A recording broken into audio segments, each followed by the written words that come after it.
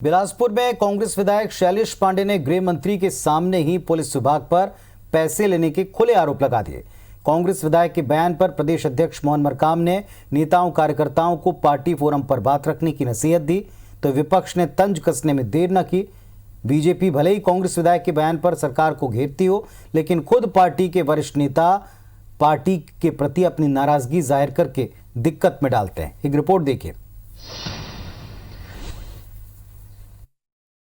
हमारे शहर में व्यापारी बंधु, हमारे शहर के नागरिक आए दिन वहां पर पर्चियां कट रही हैं। आए दिन पुलिस विभाग के, ट्रैफिक पुलिस के लोग जिनसे व्यापारी के बंधु हमारे दहशत में हैं, हमारे शहर के नागरिक, उनको रोज चालान पेश किया जा रहा है। इसके कारण बेहद तकलीफ हो रही है। मुझे इस बात से भी मैं आपको अवगत कराना चाहता हूँ। ये दर्द है बिलासपुर से उस कांग्रेस विधायक का जिन्होंने 15 साल बाद बिलासपुर सीट को जीतकर कांग्रेस की झोली में डाला।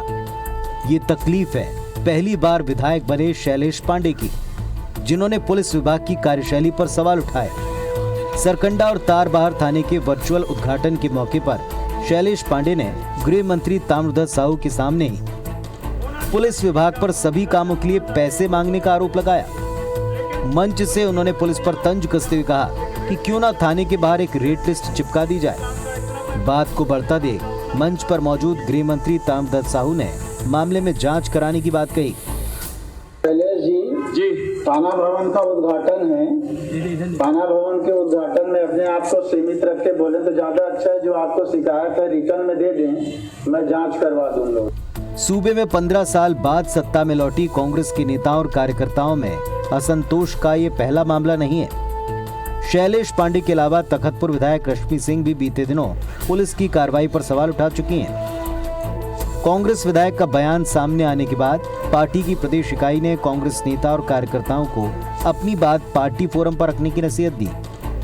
साथ ही मीडिया और दूसरे सार्वजनिक मंचों पर ऐसी बातें साझा न करने के लिए कहा है। लेकिन कांग्रेस विधायक के बयान को हथियार बनाकर अब विपक्ष राज्य सरकार को घेर रहा है।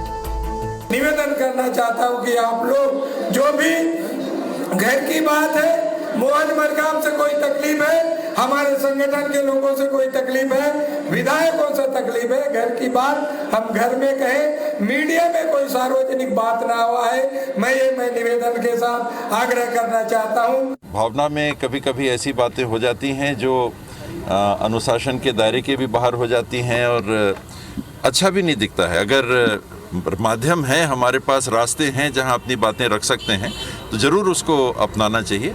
पार्टी फोरम है, पार्टी फोरम में भी रख सकते हैं। ये अनुशासन जरूरी है। जिस प्रकार से अभी कांग्रेस के अंदर न केवल कार्यकर्ता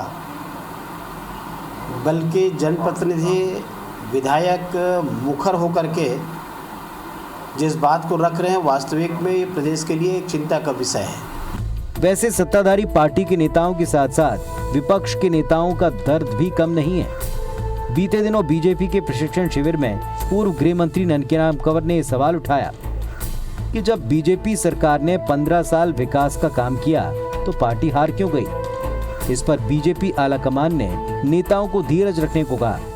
भारतीय जनता पार्टी बहुत बड़ा परिवार हो गया है।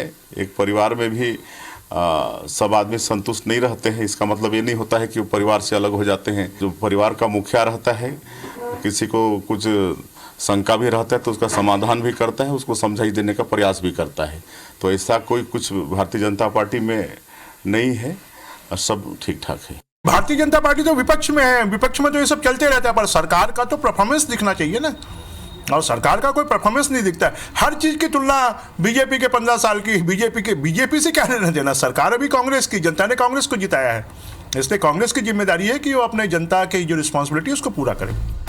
छत्तीसगढ़ में जब बीजेपी की सरकार थी तब भी नेताओं और कार्यकर्ताओं की शिकायतें सामने आती रहीं। अब 15 साल बाद सत्ता में लौटी कांग्रेस के नेताओं में भी धीरे धीरे असंतोष दिख रहा है। सवाल ये, दर्द दूरियों में तब्दील होगा या फिर शांति काल में शुरू हुआ शीत युद्ध वक्त के साथ खत्म हो जाएगा। सौरभ सिंह परिहार, IBC 24, रायपुर।